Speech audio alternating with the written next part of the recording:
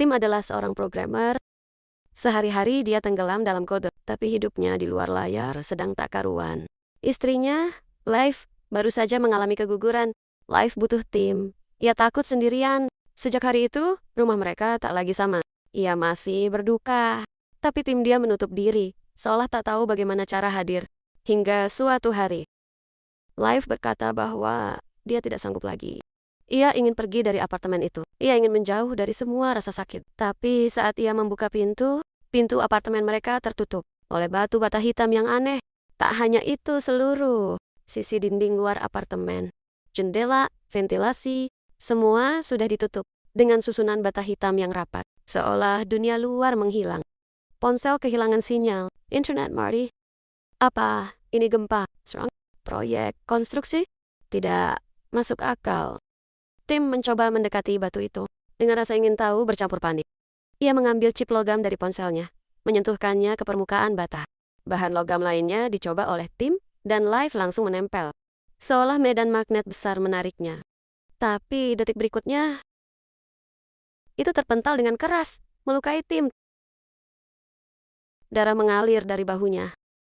Batu itu bukan sekadar tembok. Ayah bereaksi, ayah hirap. Tim dan Live mencoba membobol dinding tetangga karena tetangga mereka terdengar seperti frustasi juga. Di sana mereka bertemu dengan Anna dan Marvin, tetangga dari unit sebelah. Wajah mereka pucat. Mereka juga panik. Apartemen kita juga ditutup total, kata Marvin. Mereka mulai paham, ini bukan hanya soal mereka berdua. Seluruh gedung terperangkap. Mereka turun ke lantai bawah dan bertemu Tuan Oswald, pria tua yang tinggal bersama putrinya Lee. Lee berkata bahwa dulunya gedung ini menyimpan bunker bawah tanah. Tempat perlindungan tua yang bisa jadi satu-satunya jalan keluar.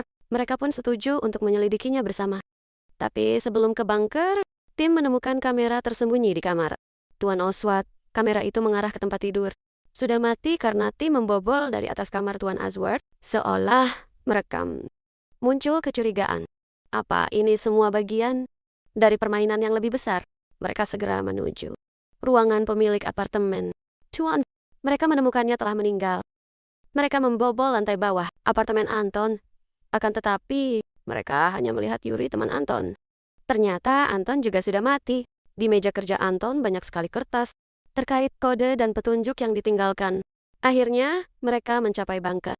Tapi, bahkan di dalam bunker, jalan keluarnya juga tertutup oleh batu bata hitam. Marvin, marah dan frustasi, melepaskan tembakan ke arah batu bata. Tapi batu itu memantulkan peluru dan mengenai Tuan Oswald. Ia tewas seketika. Yuri berkata tenang, batu bata ini adalah sistem perlindungan dari radiasi dan perang dunia. Teknologi tua yang bangkit kembali. Tim kembali ke kamar Vimen dan menemukan sebuah remote kecil. Remote itu membuka ruang rahasia, pusat pengawasan. Dengan CCTV ke semua unit, rekaman menunjukkan fakta mengejutkan. Yurilah yang membunuh Anton. Lea menemukan catatan Anton, berisi deretan angka dan kode aneh. Itu bukan catatan biasa. Tim menyadari bahwa itu adalah perhitungan untuk membuka sistem bata hitam dengan chip ponsel Anton. Dan kode dari catatan itu, Tim menjalankan program. Muncul logo perusahaan Epsilon. Batu bata hitam bergetar, lalu berubah bentuk. Karena portal belum terbuka total. Anna, yang berdiri terlalu dekat, tiba-tiba terhisap masuk. Bagian tubuhnya terpotong dan lenyap dalam hitungan detik. Marvin, yang menyaksikan semua itu, marah dan kalap. Ia menembak Yuri, karena Yuri mengejek mereka lalu mengakhiri hidupnya sendiri. Lewat kilatan CCTV, Tim dan Live menemukan urutan kode terakhir. Dengan gemetar, mereka memasukkannya. Sebuah panel di dinding terbuka. Udara segar masuk, mereka berlari keluar. Tapi saat mereka keluar, bukan kebebasan yang mereka temukan. Seluruh dunia tertutup oleh batu bata hitam.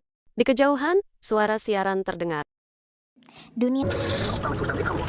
So bestätigt wurde, löse der Brand bei Epsilon Nachmittags eine schwerwiegende Fehlfunktion aus, die ein geheimes Verteidigungssystem aktiviert.